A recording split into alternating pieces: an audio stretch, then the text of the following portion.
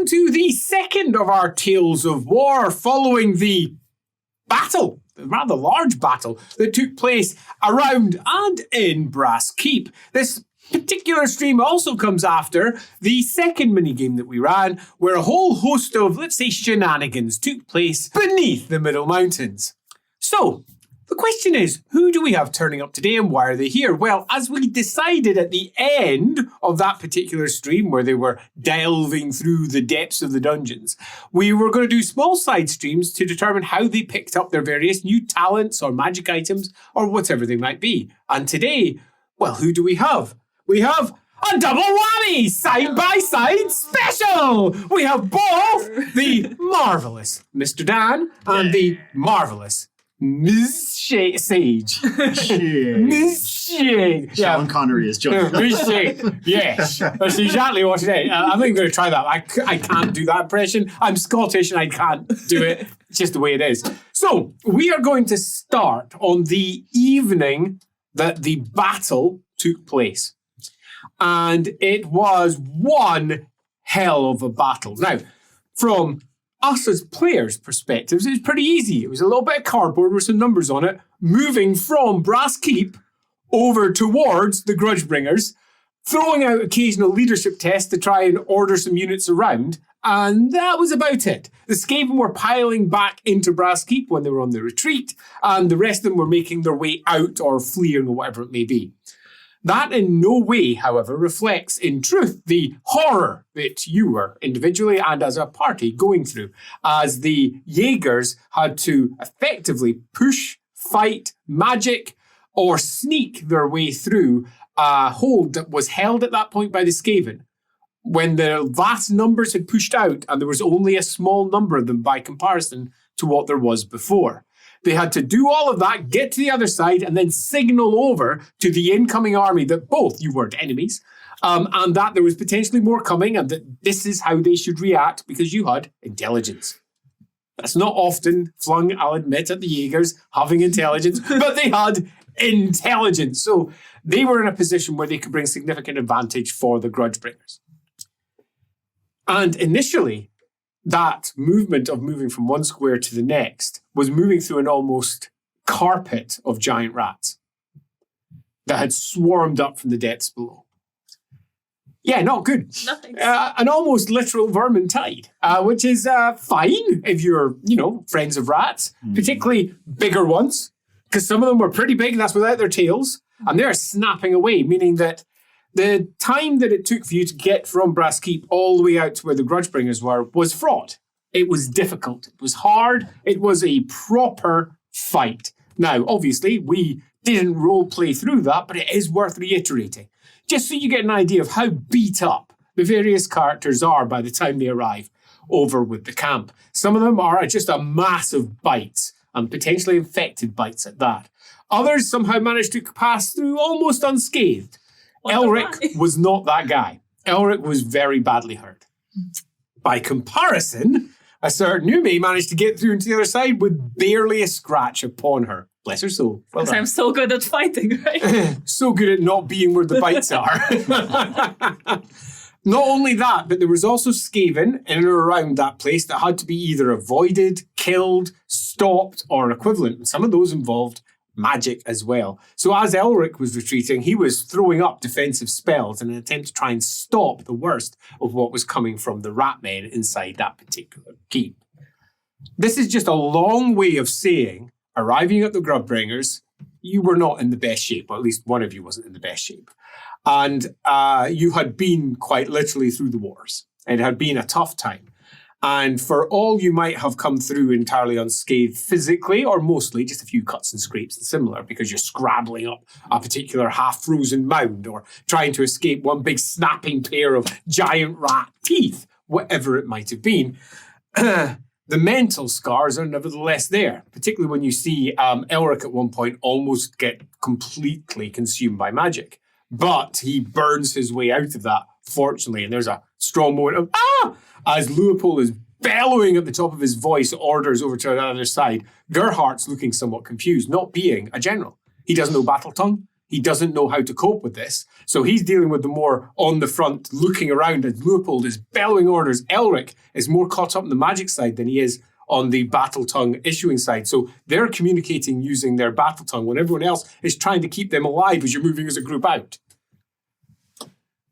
All in all, you did very well. We get into the camp and we return to the camp not as outsiders who must be treated poorly, but as people who were on their side. Elrick, however, was in very bad shape. Very, very bad shape. And was taken over to the only other individual who'd probably be able to deal with that, the wizard.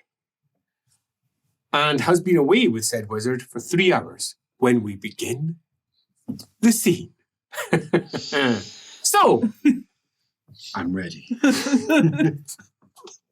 let's set that particular scene. You have been given 3 relatively large tents.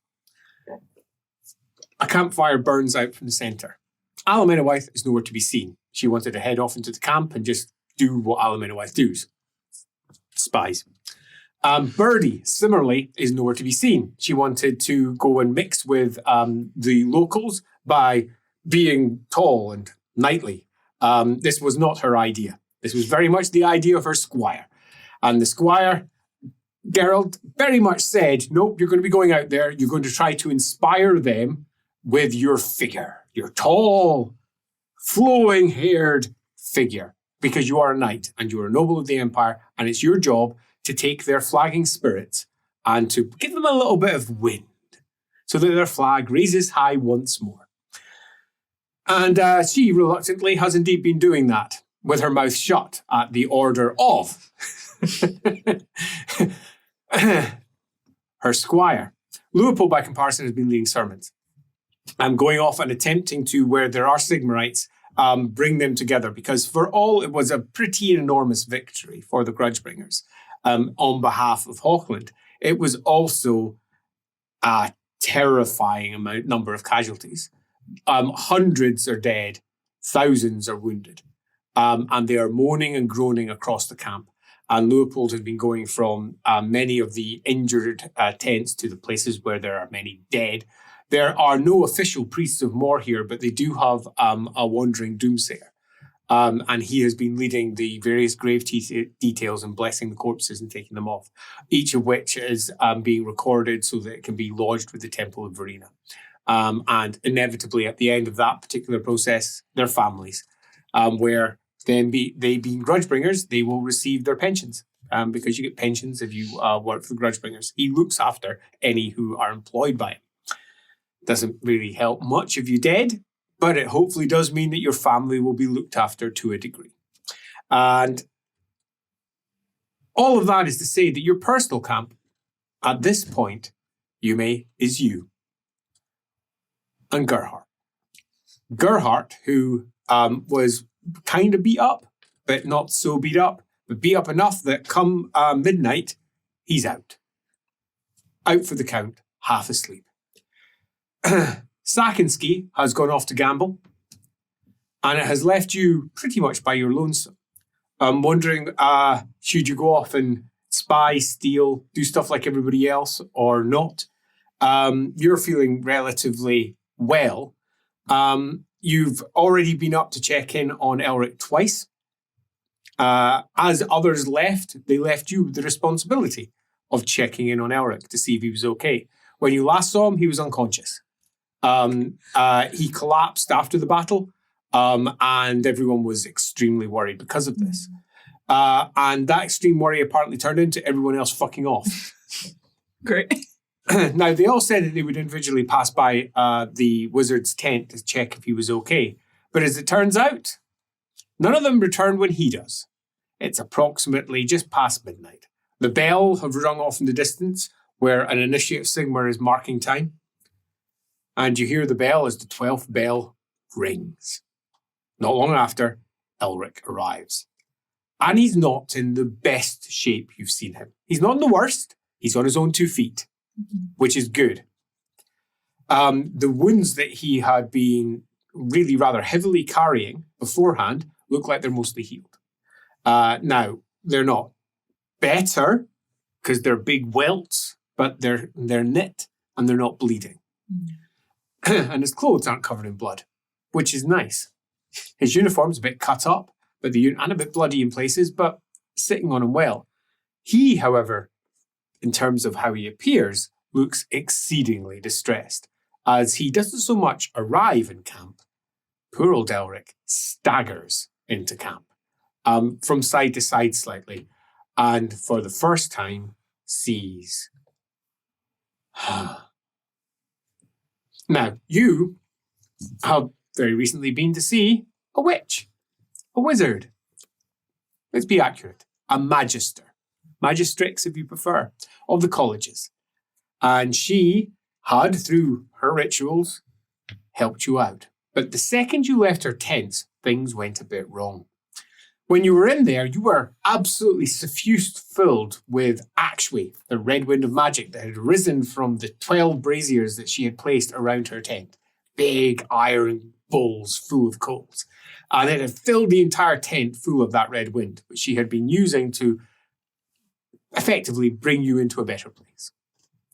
You and she had shared several words, which at this moment feel distant.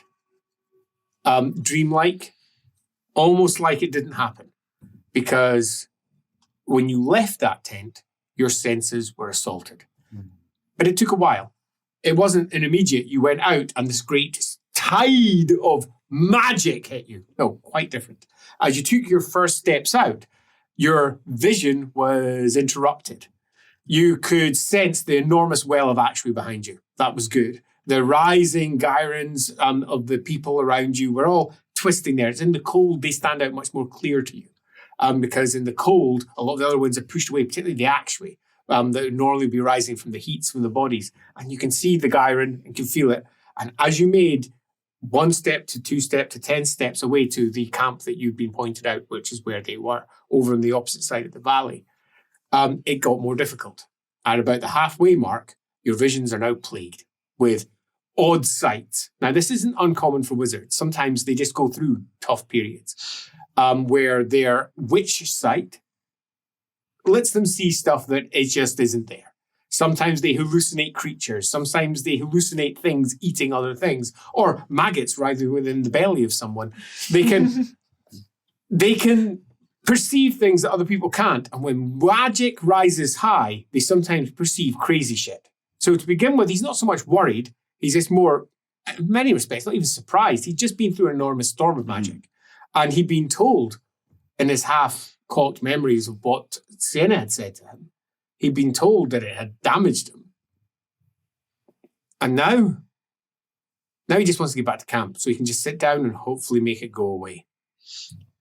But by the time he's 3/4 towards the camp, to almost the full bit, his vision is now plagued. It's a little bit like somebody who's gone, I'm going to take a picture and I'm going to just swirl up all the colors on it and then reapply. Everything's gone wrong. All the colors are back to front. Now, he can use his empirical senses, his actual eyes, to see the world as it is. Mm-hmm. And he can, if he clenches himself and he really tries to concentrate, he can push his witch sight back.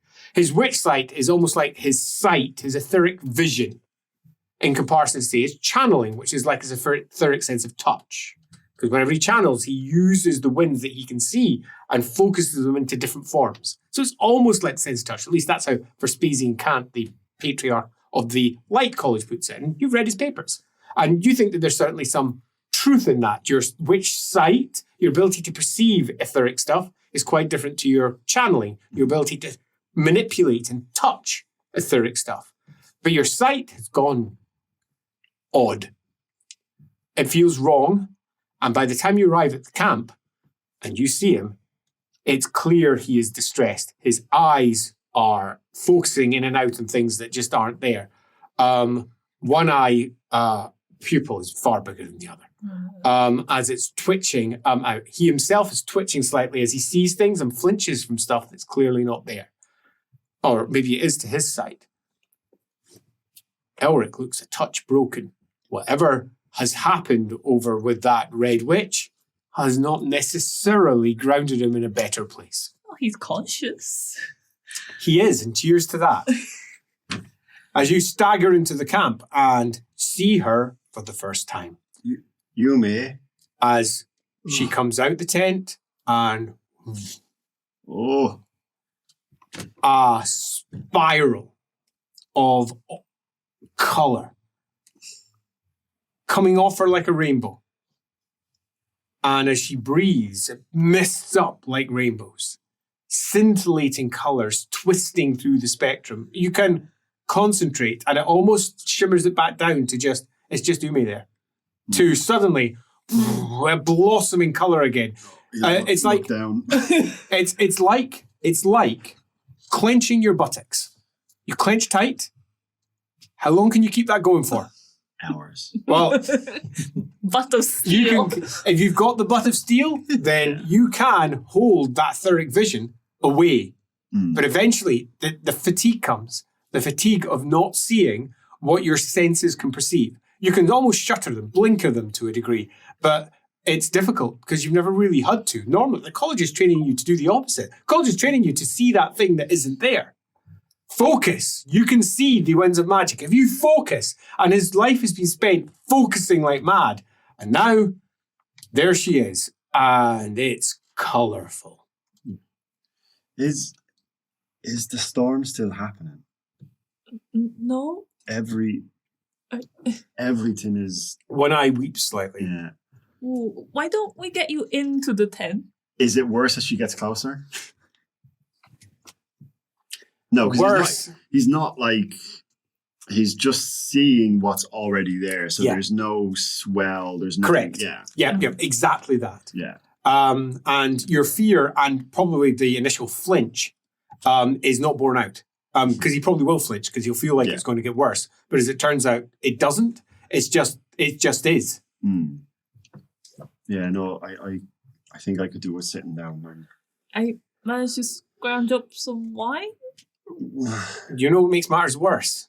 Closing your eyes doesn't stop it. Because it's not your eyes. Looking away doesn't stop it. Because it's not your eyes. Your etheric sense is a 360-degree sense. You know when a wizard casts a spell behind you because you can see it. Because that wind rises and does what it does. And it's not that you can see it with your physical eyes. That's where your empirical senses are. Your etheric senses are not tied to your eyes. They're tied to something, etheric. If you listen to Vespasian Cant, your etheric organ. Upon which all of your particular senses, your etheric senses, are attached. That's how he perceives it and attempted to model it. True or no, you can sense things behind you as clearly as you can sense things in front or to the side as she attempts to steer you towards. It's like Leopold's vision. Yeah. There's just there's too much of it. There's too much of everything right now. I think I'm damaged. I think I've been changed. That in your head immediately rings as he thinks he's a mutant. Yeah. He thinks something's gone wrong. But you come from a family where that sort of shit happens. Yeah. So that's fine, right? I mean, are you in pain or do you? I mean, I'm hurt. Like, and he's basically got, as we said earlier, like half healed. Well, healed, but the skin is shiny. It's tight. Yeah. But it's not. Like I could get some. No. Weird group or something like. Wake up Gerhardt, perhaps. Yeah. I'm not in pain. I'm just overwhelmed.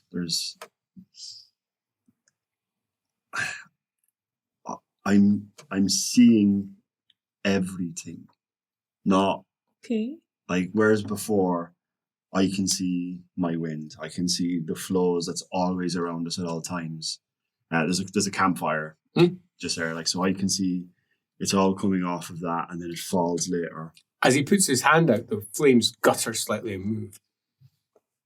But I'm seeing everything. Your sword, I've looked at it before and it was incredibly bright from Gyron. Mm-hmm. But you are just everything. All the light. Is he perceiving 8 colours? Is he perceiving...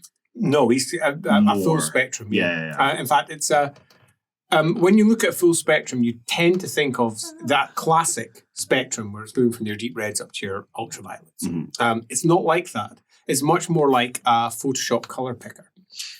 In that you've got all of those colors, but you also have all of it moving up to white and going down to dark. Right down to the darkest of dark and the lightest of light and everything that lies in between. So it's not just the saturation of the color, it's also the luminosity of the color and how much is behind it. Zero luminosity, we're down in blacks. And he's got everything that lies in between. It's a full spectrum plus. And that's confusing. I'm extra gay, yeah. You're on the spectrum. It works in so many ways. Woohoo! But I don't. There's something. It's not my eyes because I can see as I always can see. Holy shit! You close your eyes and you know where Yume is. But yeah. Holy shit! I can sense. You. And you feel your hand doing exactly what Leopold's hand does when it lifts up. As you literally do exactly. I can sense as you put your hand out. So he sense you with your eyes shut. Is Gerhard sleeping? Gerhard's asleep. Yeah. Can I sense anything from his area? As you twist around Gerhard, there's a swirl of where Gerhard is a tent away from where you are. Grey. A swirl of more than it's everywhere. It's all over the place. And Gerhard is over there, sleeping, right? Yes. Not that it's the point, but that's really going to mess up with my disappearing act. But we can worry about that later. If you can perceive me at all times, I can't disappear. But why would you disappear from me? That's not how it works. It's fine. It doesn't matter. Okay. What have you? We were with Sienna, right? What helped? Did something help there? I think because of her tent and her healing me, it was surrounded by Actuate. That's all that I could perceive in the tent. But as soon as I left, everything else just started to appear. At this point, as you're focusing on what's quite clearly a disturbed Elrick, he is confused and uncertain, and the winds of magic have clearly gone weird for him. You notice that sitting down beside him is a very different staff to the staff that he left with. This one has a large skull at the top, ringed round with metal, and it's not on fire or anything, but it looks like it might. You are long, dark, wooden appearing staff. You changing type of magic you do? No, this is an Actuate. It's actually the first patriarch's staff. Oh. Quite. He made it. He made and gave it to his apprentice. For his apprentice. apprentice. It's still his staff, technically. It's technically yours now. Yeah. No, I don't have this yet. Okay, so... You steal it? No. Sienna has, on her travels, come across several artifacts, and she may have told the college that she has them or she may not. They're very protective of their artifacts. So she's told them that I now have possession of this, but in a very roundabout way. So the college don't know, and they don't need to know right now, but they will know. Okay. So I still have my old one, but this is the one that I'd use. Okay. As he holds it, the skull bursts into fire and burning eyes light up. And through the teeth, you can see the fire, and it flickers out through the crown of metal at the top. Yeah. Well, it looks cool. It's pretty low-key. Yeah, I see a lot of frightened children in your future. But if he has a holster, right? Or like a thing to hold his staff. Yeah, he clasps on the back. It doesn't light up when it's on that. It's only when he holds it, direct hand to hand. So it's not always lit up. And you reckon that with a channeling test for just saying what it is, you can make it stop doing that. It's the opposite of your other staff where you have to channel to make it do. And the same with your braziers. You said either side. This is the flip. When you hold it, it immediately goes up. Does using magic make you feel any better? Well, Sienna was worried that maybe I had burned myself out in the storm, but I can still channel, and he will draw from the fire. 8 successes. Sweet. So you can do whatever you want. That's basically a large piece of hotness that you can move somewhere if you wish to do so. He's just going to make a flare and then back down. And just none of that seems too difficult anymore. But it's just... So if he's staring at that, is all he's seeing is the actuary, and is it helping him? It provides a certain amount of mental focus. Yeah. It does help a bit, actually. Actually. Oh no, he's making puns. It's not that bad. Could be worse. It helps, yeah. But as soon as I stop, I think this might just take a while to acclimatize to. Does he have memories of like his first? No, because magic's always just kind of been natural to him, hasn't it? So there wouldn't be, right from his birth. He never had a moment when he was like, "Oh shit, that thing I'm seeing." Yeah, right from his birth, he was seeing things, which is probably different to most other. It is interesting. Yeah, very different. Yeah, yeah, very different. This might be what it's like for Gerhardt, for example, when eventually he will be able to see what I can see. It maybe takes a while just to get used to it and focus differently. Well, I knew someone who wore eyeglasses, and like the first time they put them on, it took a while for them to adjust to seeing differently. So might be like a bigger version of that. It might just take time, but I do worry that what we've just experienced with everything going on, it might have changed me. Well, you look not that wrong, so at least it's not for now. Yeah, but I guess that was always going to be like a possibility, right? When I spoke to my dad last, he told me when they went to fight in the North Gate, everyone came back different, and I'm assuming the Storm of Magic is kind of similar to what happens there. There's just a lot of... Well, a lot of X-Ray users are changed by it anyway. I've been quite lucky not to, and I thought my uncle was, but we saw him and he was completely different. Oh, really? His hair colour had changed, like most of them. His eyes. I don't know. Maybe it's other magic has affected me. I don't think it's actually. His hair is still the same colour. His eyes are still whatever colour they are. Good. Green, I think. Yeah, his eyes are green, which is completely not usual for brights. So I don't think it's that. It's just, I don't know. Maybe Leopold might perceive it different. Maybe he might see it different. Where is he? He's gone around to do his usual like Sigmar thing. Proselytizing. Yeah, pretty much. Well, have some wine. It probably looks funny as well. It does. Yeah. It's swirling weird too, but and perhaps becoming slightly insensate might be for the best. Lowering one's sensibilities and one's senses might help control it, because as it currently stands, it makes you feel dizzy, sick, uncomfortable.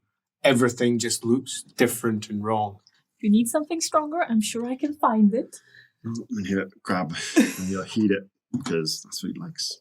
Steam rises up from the goblet as the hot wine spills between your lips, and it's familiar, and that's beneficial. It's something that you can focus on, that you know, and you know well, particularly now that you've spilled the actually through it. It just feels comforting and a bit more certain in this world of absolute craziness.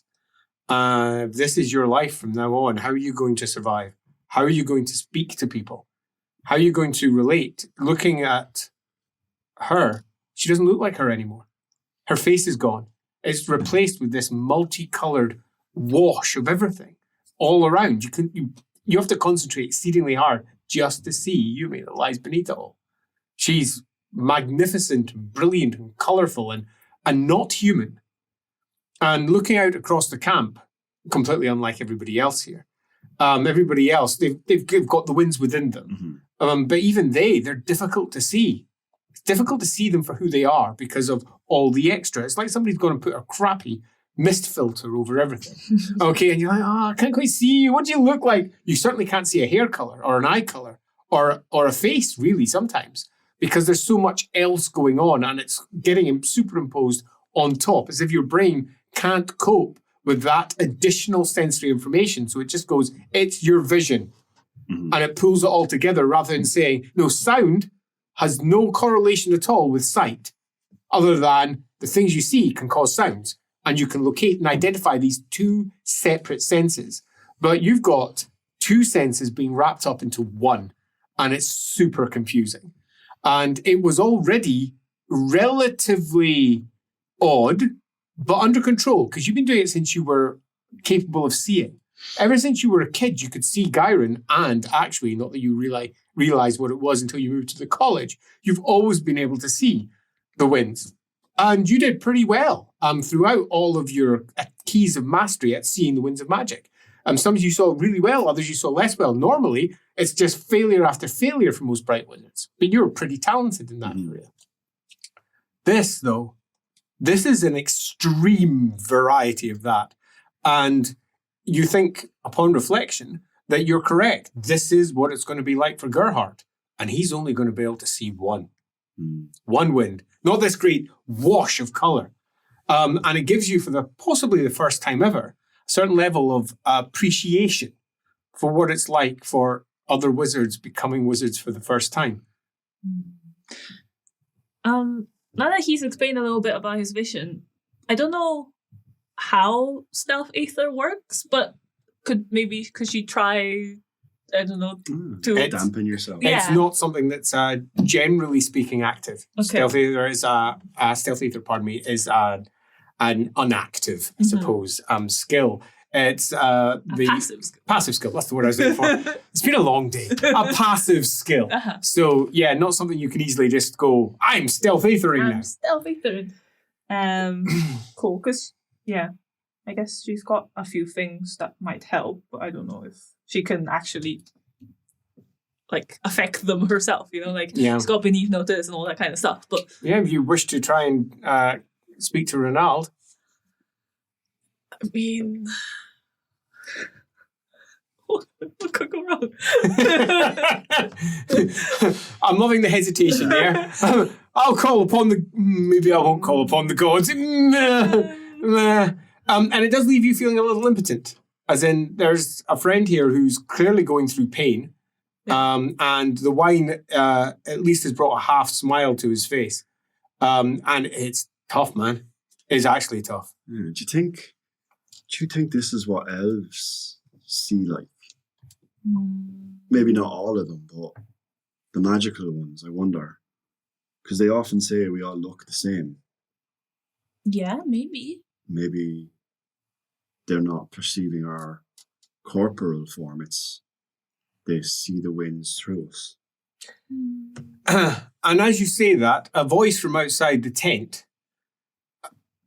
says, oh no, it's nothing like that at all.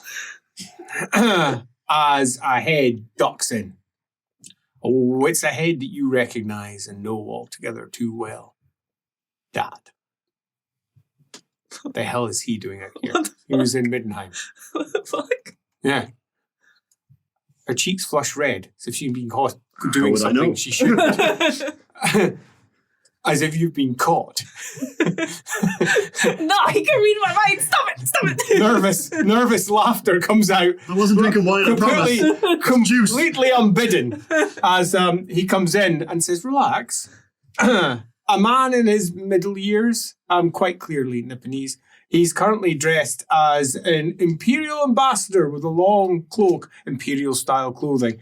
His hair is all tied back kind of loosely and sort of falls about his head as if I've never really been bothered to do it proper. And what amounts to his beard might be better described as scraggly bits that he's yet to properly shave off. Well, they have met, but I guess he can't really see right now. So Yeah, I mean, And it's not a voice that's immediately obvious to you as you turn round and the glory of all sunlight has entered the room. And you fall off your stool. Thud. Thud. As he comes in. Not the first time. He comes in and suddenly the light switches off. All of the winds, as you know they are, even though he's still half convinced it might not even be that. He's just now just seeing shit that's weird. Just switch off and you're in a mundane room. You're in a tent. And there he is looking very mundane. There is Yume looking like Yume always does. If anything, slightly less because you're not seeing the Gyron flows through her. Which you often are seeing in the background. Yeah. And you just don't think about it. The actual flows have gone as well as he makes the smallest of snaps just as that happens and then sits down cross-legged and says... See, that's the thing I wanted to do. And looks at you. Sorry to drop in and announce... Darling daughter. I'm glad you're okay. You just left. Shrugs. That's what I do. You could have left a note. Why? Look after yourself. It wasn't. I only came because of the gate. Yeah, well. I'm a bit late though. Yes, we dealt with it. Did you deal with it? He smiles with a whisper. Did you deal with it? Collectively, we... Oh, my pride is unending. You're not even... How old are you? You're not even 20. No. He says, and you helped close a gate. Oh, your mother is going to be appalled. But horrified. I thought that's what she wanted, to close the gates. She wants to shut them, which is very different to closing them. I guess. She wants to eradicate them.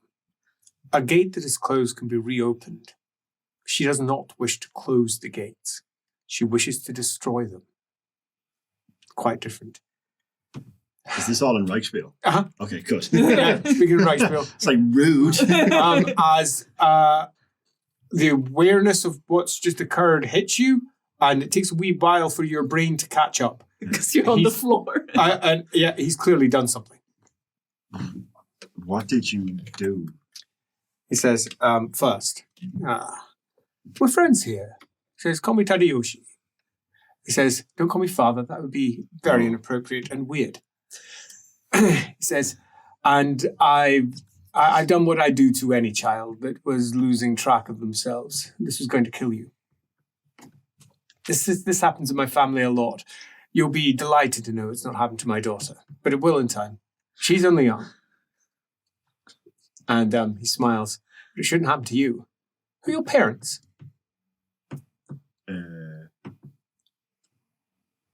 Wait. I don't remember.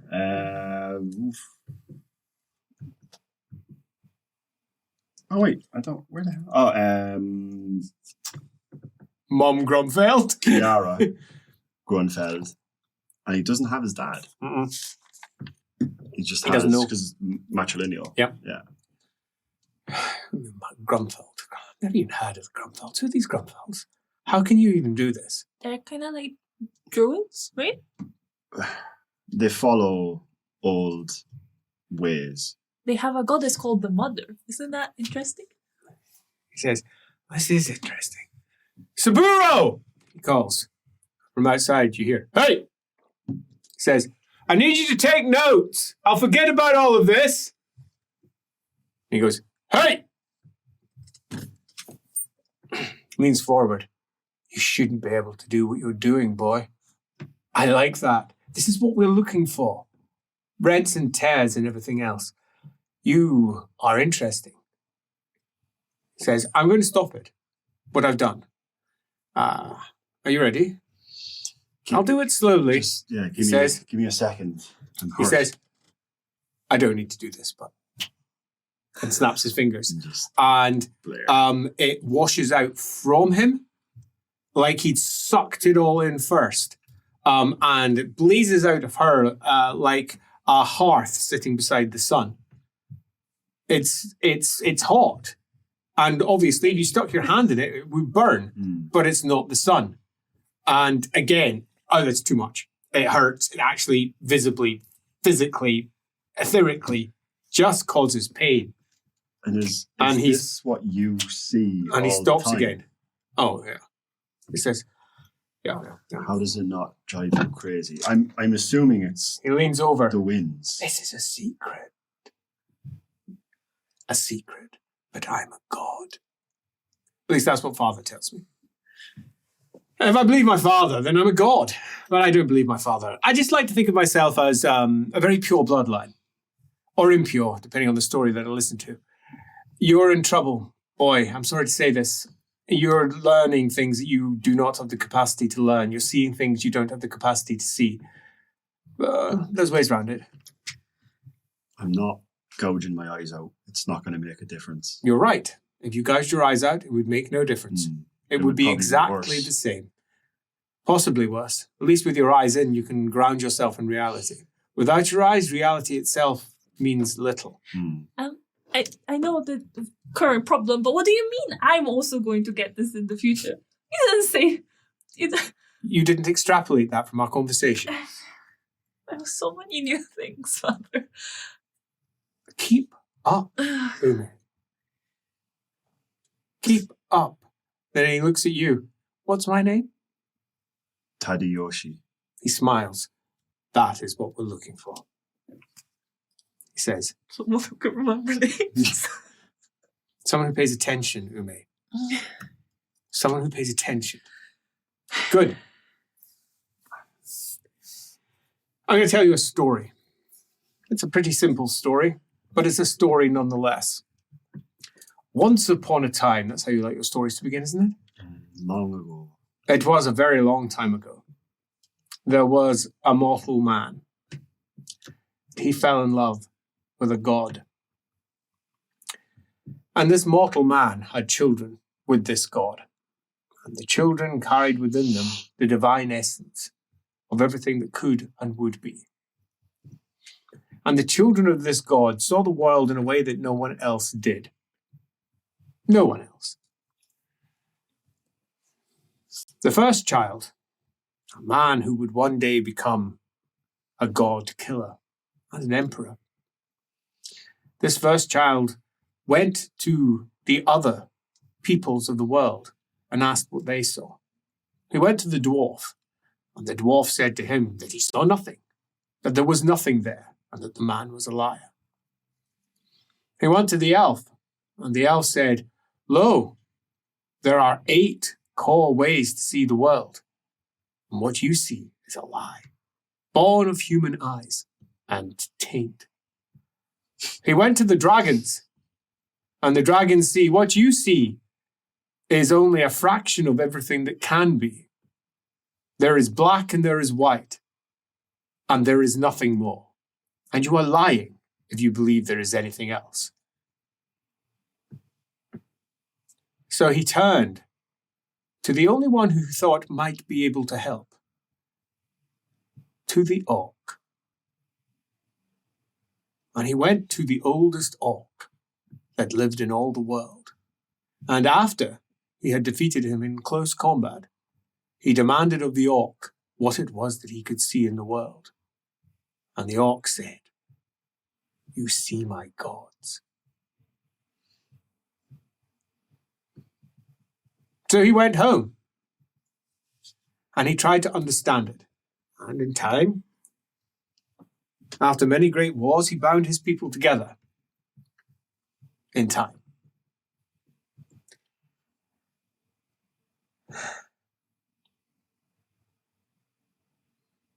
But he could never stop seeing what he'd seen. And no matter what others tried to tell him, it never changed anything. They kept on telling him that they were divisible, that everything could be categorized, that everything made sense. But to him, it did not at all make sense. So he decided that there was only one way to make sense of it. So he asked his mother, "Mother, how do I make sense of all of this?" Now, his mother at the time, let's just say she was indisposed, but she was capable of talking. And the mother curled up in his lap and told him quite simply that he was mortal as well as immortal, and his mortal senses was defined to categorize. That is what they did. His immortal senses were fighting it. And it was his job to do so. So he did. And he chose to categorize it in 20 different ways. He reaches down behind him and pulls out a goblet. Takes the bottle of wine that you had, pours himself one, takes a drink.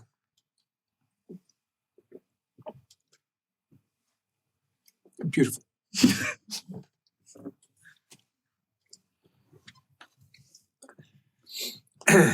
And that was how he perceived it from then on. And it never changed. And he lost what he once had. But through categorization, he got control and understanding. And importantly, his sanity. It's a silly tale, because as far as I'm concerned, it makes no sense at all. Well, his mortal side imposed restrictions on the immortal side. Now you're starting like my father. Wasn't there 20 things on the gate? Mm-hmm. Now you're sounding like an elf. And he sighs. So what you have to understand is that's what I've been told. And you're doing what my sister did. She didn't gain her sight until her 15th year. I had it since I was born. But in her 15th year it came. When it came, it almost broke her. And she needed to sit down and understand what she was seeing so that she could understand what she was looking at. And through understanding, she stopped being afraid of it. Because it was no longer uncertain, obscure, and strange. It was this, it was that. It was a rise of this and a lowering of that. Some of which you already understand. Actually, all that is red. But what is red? You know, your senses are different to mine. What you perceive as red is not what I perceive as red. But that is the way of magic. This is still the same, though.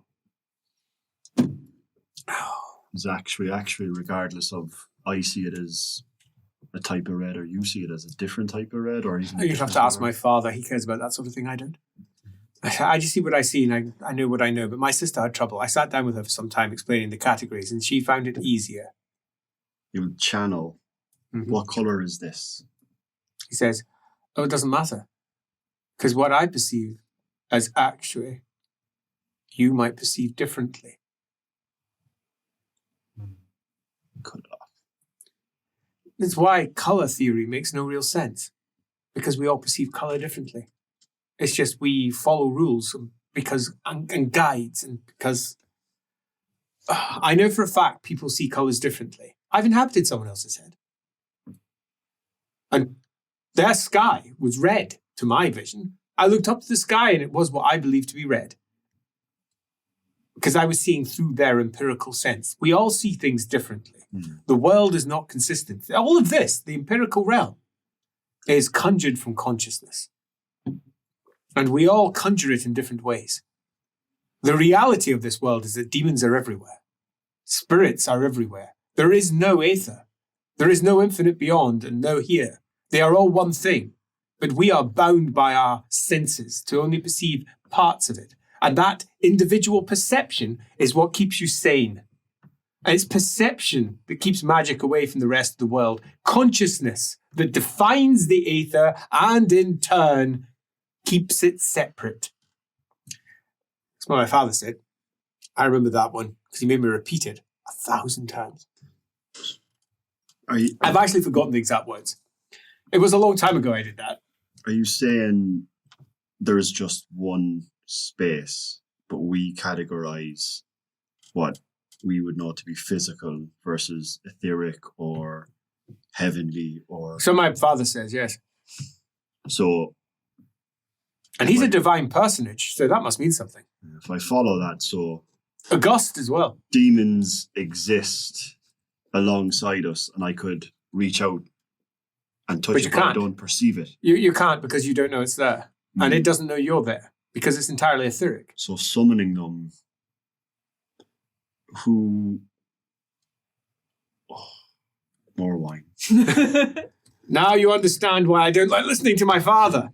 He understands all of this. No, I know, like, it's true a demon can be summoned. We've seen a demon be summoned. Mm-hmm. So what it was means that to summon demon it summoned, or were we given the people around it the ability to perceive? It's more and both. And even extra on top of that. So what you need is just something simple. A way of looking at the world and understanding it. Breaking it down in a fashion that allows you to categorize what you see. If you're left to your own devices, you will go mad. Because your mind strives for it. It needs it. It has to have it because it is empirical. So, Father, are you saying that you don't have the need to categorize it, or that you've categorized it differently? I just find it boring. Okay. I've been able to see like this since I was a child. Since I was born. And when Father found out, he was disappointed that he hadn't realized. He didn't find out until I was almost 30. But it makes sense. Like, I grew up always seeing my wind. And you don't switch it on or off, do you? It just is. No, I can focus on it when I want to, but I also Who are you, Grumfeld? That's what I want to know. Who are you? Where does your blood come from? Passing through the gate for the first time, which is something that my family often does. Passing through gates is what often awakens the senses. It might take 2, 3, 4, 5, 100 goes. What you're going through is something that my family frequently goes through. I was listening in, and I thought I'd have to drop in because if you're going to be with my daughter, you must realize that I don't want her to be caught up in some madman's lunatic vision of the world, which is what you would quickly become. Categories, that'll help. At least give you something to focus on. So get your the book you use. My grimoire. That's the one. Get that. I presume you have codes or something that you write in that. You do not. You're a bright wizard. You keep it nice and simple and but you do use language magic. Prestantia, yeah, the lingua prestantia. But yeah, no codes. It's Reichspiel, lingua prestantia, and that's pretty much it. You don't even use classical inside your grimoire. Fire hot. Yeah, pretty much. Tar, actually. Tar, actually. Done. That's that spell sorted. Now pronunciation. Let's make sure I get it right. Go get it. It's just in his pack. So he's been carrying it, right? So he'll take out his leather grimoire. Take the following notes, and maybe you should listen to this one as well, Umi. You're going to have to know it one day. Let's start early. Some of this you know.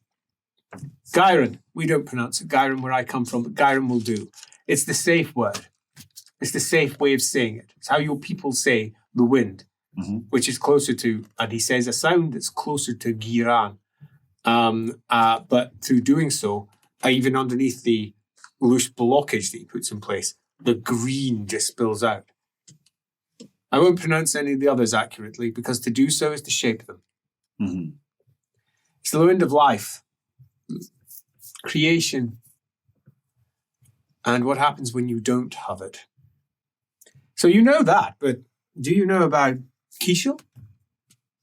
Wind of stasis? Ending? Cold, harsh wind of the ice? No. Some of your people do.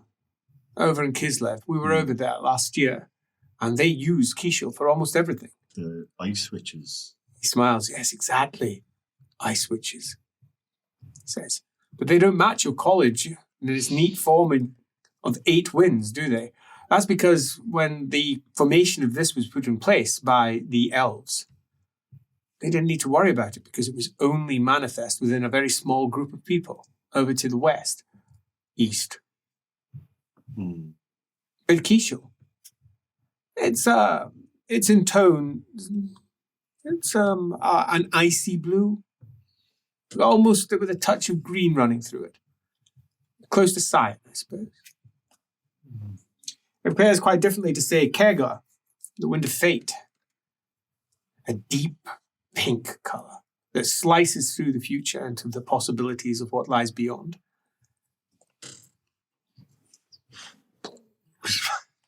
He's writing it all. Just like... Good. Okay. Kegel, right? Sure. This is the wind of the dancer. This is the wind of possibility as you dance between one potential fate and another. This is the wind that is so closely related to one of the ruinous powers, who seeks to pin down everything that is that particular wind. Everything. Wishes it to be theirs. Shimon, you know much more clearly, I presume. The wind of metal. Mm-hmm. Shimon is the wind of the singer, as we often refer to it in our way. Those who can create from nothing, who can sing creation into place. But it is a very material wind. It is not the spiritual creation that comes with Gyron, for example. And it's very different to say, Hish, the snake. Hish. Hish. Not Hish. The white wind. The hunter. And well, that's the dragon. It's an eastern dragon. They often get mistaken for a snake here in the West. But it's a dragon. And it is the wind that I manifest most strongly. I'm a master of fish, or so I'm told. I can tear rents in reality and mend them again with ease. For I am a dragon. I don't like that. Never liked that. He says, I much prefer being a wolf. I just like being a wolf. A wolf's more fun. It's more me. It speaks to me. Father says I'm a dragon. I have to be a dragon. Actually, the wind of fire. The destroyer. That is the wolf. That is me. I like to think of myself as that. I refuse to use my supposed God-given gifts. More wine? He says, a lone wolf, perhaps. As he stares off into the distance. One man wolf back. Cringe. He goes, but unfortunately, Father gives me bodyguards. Oh, no. Father gives me bodyguards, so I'm never as lone as I would like. Is Jiro here? Jiro, yeah, he's 20 miles away just now. That direction. Careful. Well, he kicked the shit out of me, but he's still an arsehole. Well, he can be an ass. He says, he's mostly a problem when he's drunk. Problem is that he's in love with Ume. That's why. It's not. And he gets himself into such a mess because of it, because he thinks that she's something that, well, frankly, she is, and he doesn't like it. So he takes it out on her mostly. And anyone else around him, because he hates the fact that he's so caught up in it. I can sense his feelings even now. No, that makes I'm making another no. He knows that it's an impossibility. She's of the Imperial line. He wants to be a concubine, I think. Right. There's worse ways to make a living. He can't. He's given to me. He's mine. So You couldn't relinquish him? no, I could no more relinquish him than I could relinquish my big toe. I mean, you could relinquish your big toe. Exactly. I wouldn't want to. Right, fair enough. It's my big toe. And it's not my little toe. It's my big one. Could God not just grow another one? No. Big toe. Yeah, big toe. So, the Wind of the Singer. Where were we? Shyish, perhaps? The Wind of Death? You had done Actuary. The Wind. I just done Shimon as well. Shimon had been, no, but Actuary was the last one that you said. So yes, Shimon, the Wind of Metal. If I didn't say that, then I certainly have. Then we move on to Shyish, the Wind of Death, the Terror. You know, it's often symbolized over here as a scythe, but we more commonly use a goat. where I'm from. I always find it interesting to use a scythe. It's an artifact of the land, reaping, I suppose. There's some sort of metaphor going on there. It's harvesting or reaping, I suppose. Yeah. And butterflies, right? I feel like you said that as well. It gets complicated. I will get into the complications if necessary. I remember I told you that's fine. I saw one at some point. A butterfly. Sleeve. The snake. This is the snake. You often say Hish is the snake. Sleeve is the snake, the divider of ways, the one that influences the mind. Sleeve. I like sleeve. I would have said Olgu influenced the mind. That's how we've been. Olgu influences perception. It doesn't do anything to the mind except disguise things to it. It doesn't change your mind. Sleeve can change minds. Olgu change what the mind perceives, which is not just subtle, it's a significant difference. I mean, all of these things have a certain amount of crossover. This is me providing you with category. This category isn't real either. There's not 8 winds of magic. There's not 20 winds of magic. There's not 3. They're just this magic. But through categorization, it brings the impossible and the insane into order. And that order allows you to manipulate and create. If we go to Cathay, they'll have a very different story to tell you. Alkist. The silver wind. The great sunderer. The bringer of change. Alkist is almost a mutation made manifest. Horrible thing. Associated with horror, mostly. I do not like those who use it. They manipulate flesh often. So the ruinous powers. The ruinous powers, not quite. It's different. But the ruinous powers use all of the winds for one reason or another. Omen. Hope. Lime-coloured, I suppose. It's yellowy green. Not quite yellowy green. It's a bright green, I suppose. That's how I see it. Bright green. Unlike the silver. Very bright green. Hope. What does that even mean? I never understood this word ever in my life. Father, Father's a master of it. He understands it through and through. I literally don't know what it does, what it's supposed to do, how it works. I mean, I can use it a little. For example, he says, if I were to... I can do this. Shock. And suddenly you feel like everything's going to turn out all right. Everything's going to be perfect. Everything's going to be marvelous. A smile lets out your face. There is nothing you can't do. Think of one thing on your head that you thought, no, this is never going to work. Say it out loud. Something that's currently in our mind that just can't work. Figuring this all out. Figuring all that. You now feel like it all makes sense. It all makes complete sense. Nice. And it goes just as fast as he pulls it back. I mean, I can use it, just not very well. Did that help? You understand it at least? I feel worse now that you've taken it away.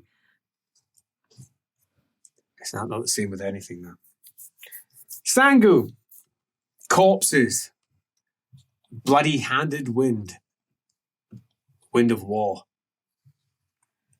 Wind of the scorpion. I like this one. It says, well, Asura, the phoenix, the wind of summoning, of kingliness, and of judgment. Like the leader of the elves.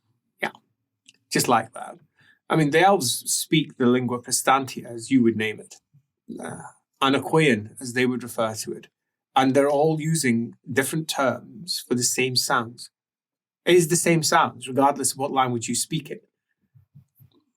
The symbols for the gods were very similar to our gates. Similar, they're not the same. No. They formulate things different to us. But they do use Asura to a degree, but they don't perceive it as magic. They perceive it as a way of living. So did their characters come first? Oh, no. Or ours? Neither. Or how? Independently. Because there is a truth to the material nature of this realm. The sounds that we make, the shapes that form them, they are universal. It doesn't matter where in the world you come from, they will eventually come to pass. That you will understand them if you understand them. As a circle is always a circle. And you can't form a pure circle in reality, but we can in one's mind. In one's mind, you could get a perfect conception of a circle where you have a center point and all points of the circle on the outside are exactly the same length all the way around. You try to create that in reality and there'll always be a small flaw somewhere. Always. But you can conceptualize it perfectly. That is the etheric circle. But no matter where you go in the world, they can form a circle, both within their mind and attempt to in reality also. Circles are just a core component of how the material world works. Triangles have 3 sides. Regardless of what you call it. And this is the same, except with magic and the material realms, words around them, the sound that comes with it is also intrinsic. Intrinsic. So no matter where you are, if you're an elf, if you're a Cathayan Nipponese, you come from the Empire, or wherever it is, it's always going to come out the same. Slightly different variations of pronunciation because of the shape of our face, because of the way that we articulate language. That's why my Imperial is so good. I just say the sounds as I was told. And I reproduce them. They're just sounds. Language to me is form. Language to me is the very nature of this world. This is all defined by the language that we have. The Empire is different in a poem because it uses a different language to define everything around it. So yes, the elves, Asura. It's so very simple. Ga, that's the brown. Beasts. It's not just beasts, though. It is the swarm, the mindless swarm. We often associate this with insects. That is not the case here, where they're associated entirely with animals, but we often associate it with insects. Orch, which we would pronounce as och, but orch is the safe way, and as he says, och, the room again twists with a bright, to your senses, orange cloud that very quickly materializes and falls to the ground and hits heavy as if gravity touched it. Isn't Gur often? No, Gur is the amber brown, wind. Brown. Yeah. Amber, It shifts around, but amber. Orch, the wise, earth and the materialism. That is worth knowing. Da, we don't perceive it as a separate wind. We perceive it as its own wind. But it is a corrupter of the other winds. It corrupts the other winds and turns it into itself. A multiplier, if you will. It is the great queen. The queen of hounds, as we have referred to it in some particular legends. But the corrupter and corruption. Valen. Violet. The deep mariner. Often depicted as a fish. My family have attempted to draw violet koi. Looks ridiculous. Oh, you should see them. I got gifted some for my 63rd, I think. I got gifted some deep purple koi made from some amethyst. What's a koi? It's a type of fish. A carp? Fish. Two of them swirling around themselves. Always meant to mean something. I broke it. We use white and red ones for celebrations. Gold ones bring good luck. Shrosh, the spider.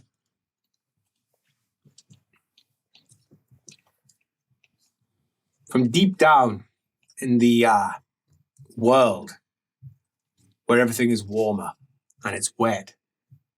Underworld of magic, I suppose. And down there, It's a complicated one. Shrosh. Algu, you know, the shadows, often in our world, symbolized by a raven. This is not how the clans view them, though. Just make sure we are clear on that one, lest you get confused. This is purely our personal family heraldry. And finally, Azir.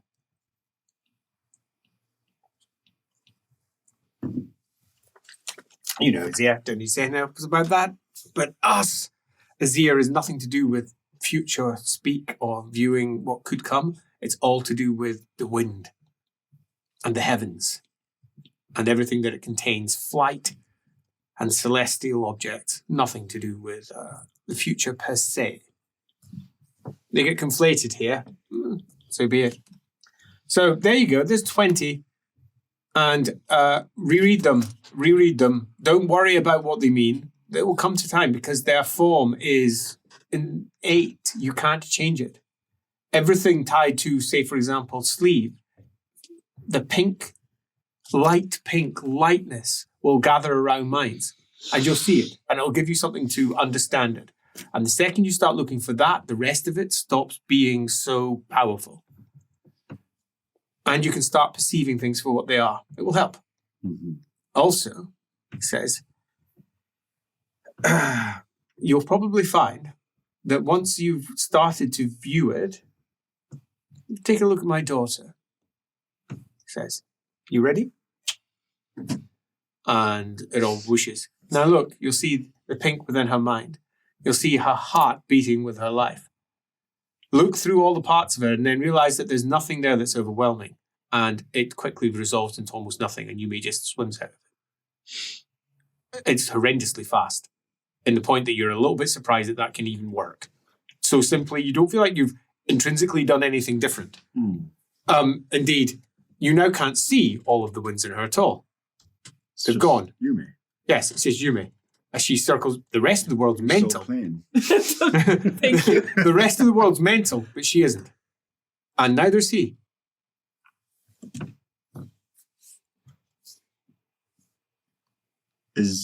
Are you doing this? I've done this. Something's changed. Can I undo it? It's difficult, I'm sorry to say. Yeah, it takes a lot of concentration. And what you've done is you've stepped beyond looking at what is coming from her to seeing her.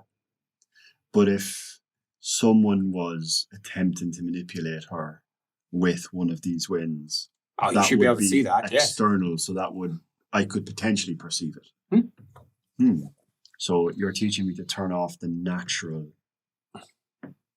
or to ignore the natural emanations. No. You are just seeing things differently. Now, how you decide to rationalize that, it's up to you. Mm-hmm. But she herself does not contain everything that you were looking for. And now, because you are looking for the things that are there, you're seeing that they're just not there in the way that you thought they were. You were blurred before in your vision. And that blurriness has slipped. Take, for example, looking into a pool on a bright, sunny day. You look into the pool and you can't see the depths because the light bounces off of the surface. And if you agitate the surface, it bounces off in different ways and it creates streaks of light that you can't perceive anything in the depths. All you've done is you've looked under the water. Stuck your head in, so to speak. And now you see that underneath it all is the bottom of the lake, and it's not incredibly blinding because the light that is bouncing off the surface, which is still there, you can't perceive it because it's not there. It's like it's not in me either. It helps. Oh, Will, I don't understand. You want the honest truth. I don't understand how it works. No. I am no great font of wisdom. I just know things that do work. I don't want to. One day, you will learn about this properly. One day you'll understand it in a way that I don't. I care little for magic.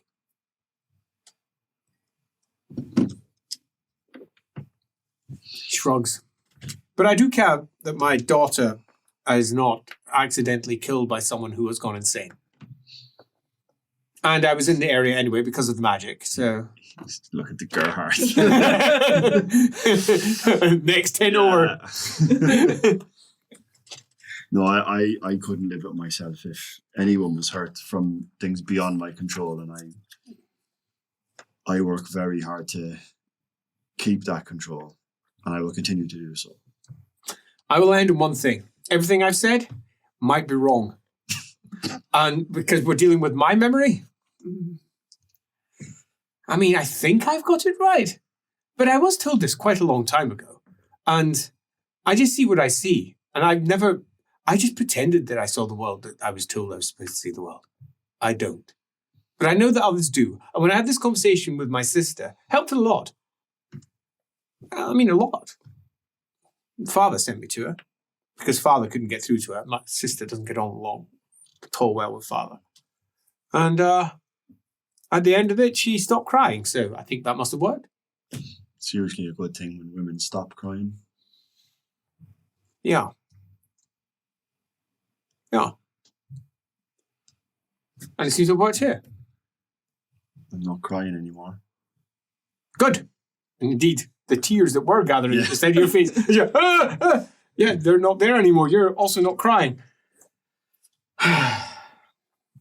Mother bids me give you something. So I'm going to give you something. Okay. This is foul. It's all they had. It's not going to waste. No, it's not going to waste. But it's foul.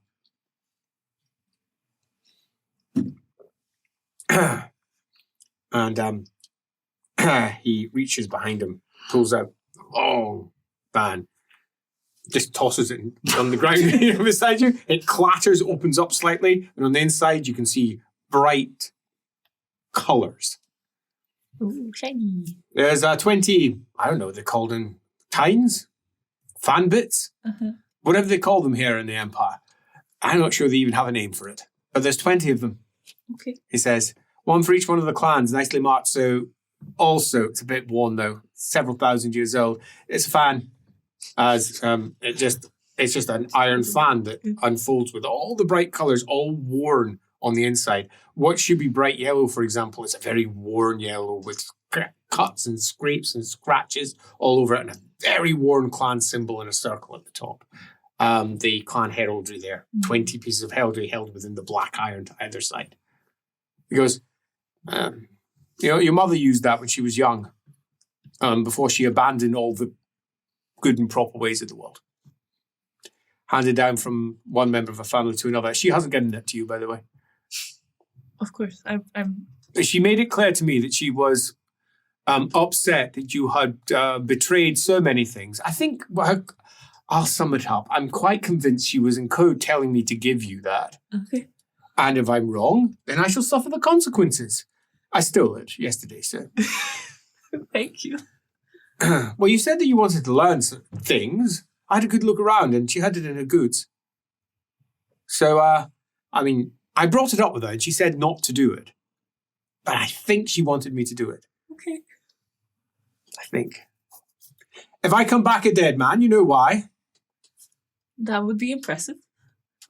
Not really. He says, so there, have that. Also, he says, gift from me. You're going to love this one. He says, and he takes the ring off his own finger. This is why your mother doesn't kill me. Pings it over. You see, your mother fell in love with me. And she made a very foolish promise. To promise to never cross me. And we shook on it. Oh. But, okay. Well, she promised to never cross me. She doesn't want me to wear it anymore because she found out about it last week. I'm assuming this helps her keep her word on that? Can't break it. Shake a promise on that. It's never broken. Try it with the fellow here. I wouldn't promise anything deep. But try something. You have to try it so you can see. Something like, I will never stab you in the heart. Something that you don't intend to do. That seems a fair promise. I mean, you think that's a fair promise? Not to stab her in the heart? Put the ring on. Could be another. No. You're going to need to put it on the next finger along. Yeah, that's still too big. You might want to get it resized. It says to put a bit of padding on it or something.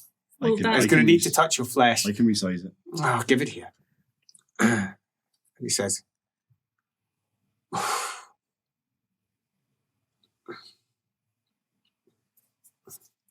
ring, finger, pops it on, and it shrinks. Huh? Transmutation says, yeah, you can do that. Should make a difference. Give it a go. Shake on it. You may.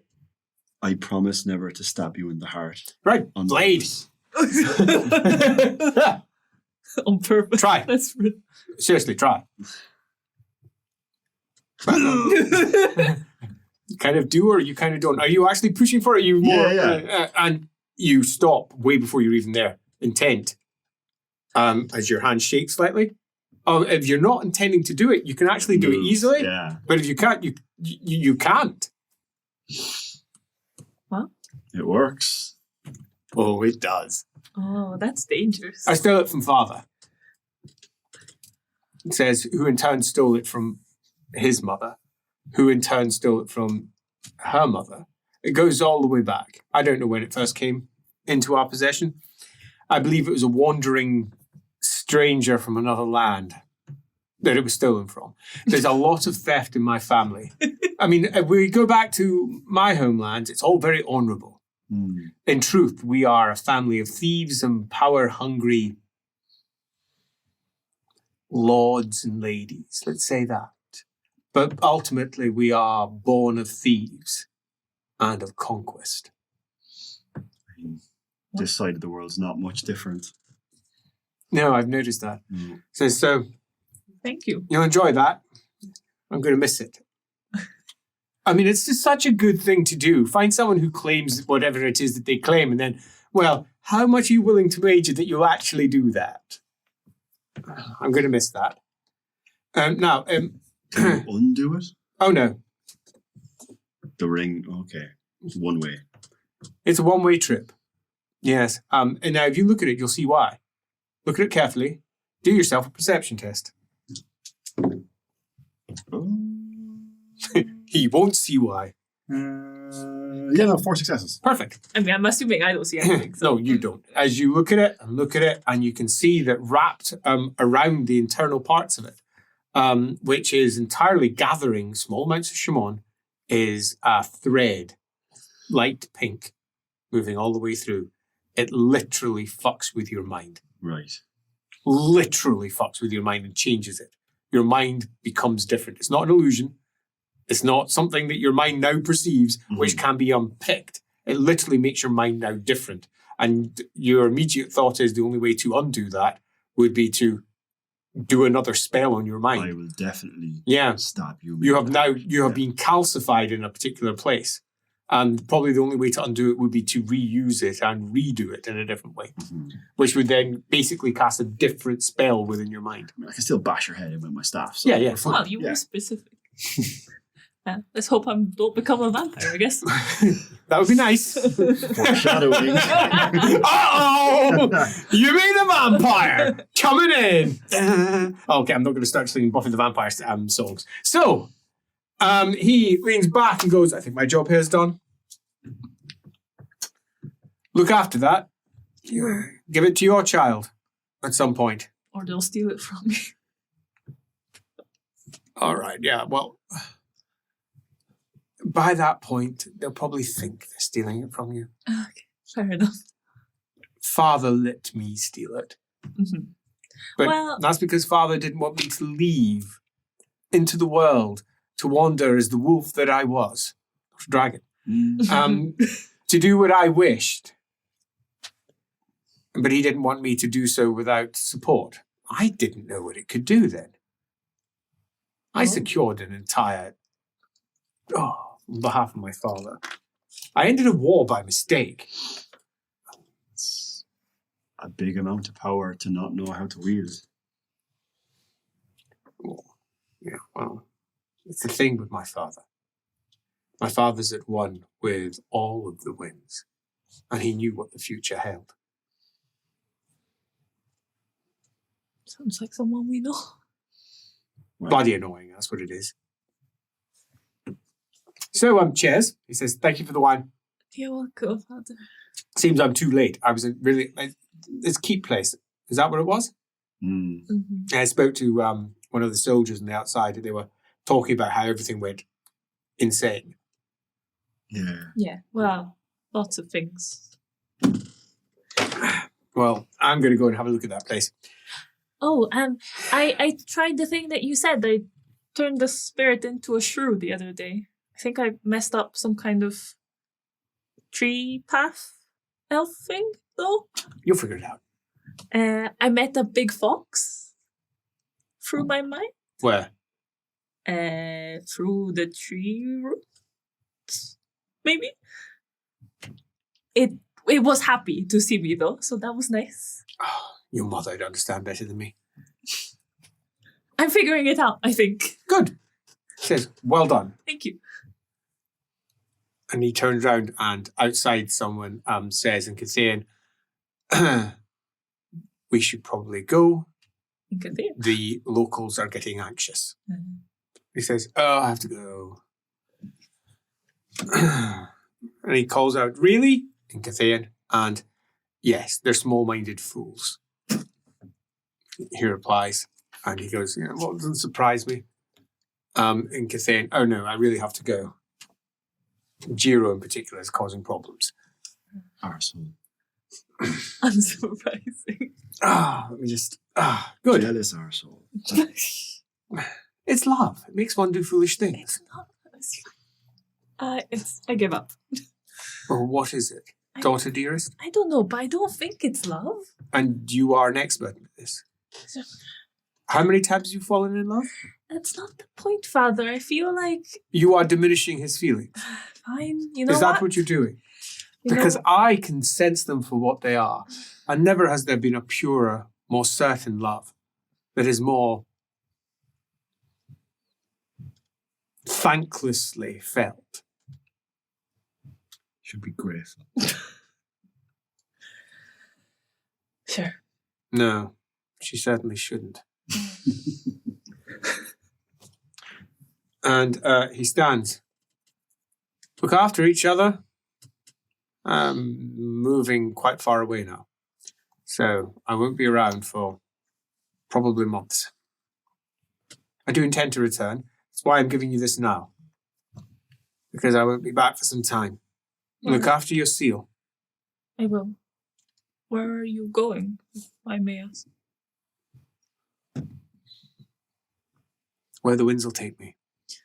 Of course. He says. All of them. Be that 8, 12, 16, 20, or more, or fewer. Is there no way that you could reach him if you need to have word sent? No. Not where I'm going. He says, and bows. He bows literally to no one. At least he's not supposed to. Sure. But nevertheless, bows. But he's pretending to be normal now. So. Yeah, 100%. As he lifts up his goblet and goes, this is mine, sir. Puts it behind himself. I did bring it. Keeping it. Says, goodbye. Leaving you both alone, having just had an unexpected visitation from Yumi's dad. Hi, Dad. He's not so bad. He was much more coherent this time. Right. Your mother sounds like a battle axe, though. She's pretty badass, but... I didn't say badass. It does go the other way as well. It's helped. Can he stick his head out? It's just as crazy out there, but there is some truth in it. It's that not now, overwhelmingly yeah, crazy. now it's not. The world is full of crazy technicolor, where before it was black and white. Now it's yellows and greens and blues that he's isolating and seeing for what they potentially are. And through the isolation and the separation, it, if anything, makes it stronger. So where beforehand there might have just been a wash of color, it's now yellow Distinct. and green sitting side by side rather than yellowish green with purple bits and all the rest. It's almost like it's separating to his vision as he looks at it more clearly. But it's and Yume manageable. is blank. She's got none of it. You just see Yume. Everyone else in the world is the opposite. Still has. Indeed. But theirs was never as strong. Like theirs was kind of almost translucent and Yeah. And just to gently sum, Gerhardt's a misty mess. And Birdie is blindingly bright. The father is full of white. Alamenewaith is very difficult to perceive, but nevertheless there. And they're all carrying all manner of different emotions and twists and feels. Where Yume kind of doesn't. She looks just sort of like a normal person, an island amongst the great swirl of colour that lies out there. She's looking at her fan, like doing some moves, and like just. It's exactly what I did with my staff. Stop! You got that. And it's odd as we head towards conclusion. Because there's almost certainly some truth in what he says, given what you learned from Sienna. Because, as you know, as a Grumfeld, you're not just simply simple born. Your blood carries something deep. Maybe, contrary to your own expectations, the great rise of the winds of magic didn't break apart within you, but instead just opened an eye that had been sealed shut. Swelled my organ. And on that swollen organ comment, we bring this particular piece of the stream to an end. Boom! Boom! Boom!